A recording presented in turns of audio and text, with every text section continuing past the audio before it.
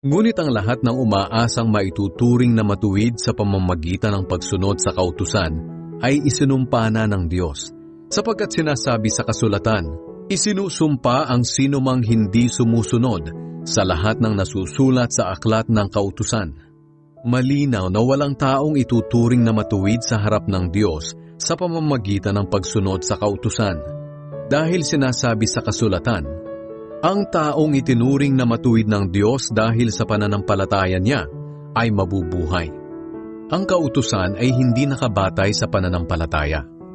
Sapagkat sinasabi sa kasulatan, ang nagnanais mabuhay sa pamamagitan ng kautusan ay kailangang sumunod sa lahat ng iniuutos nito.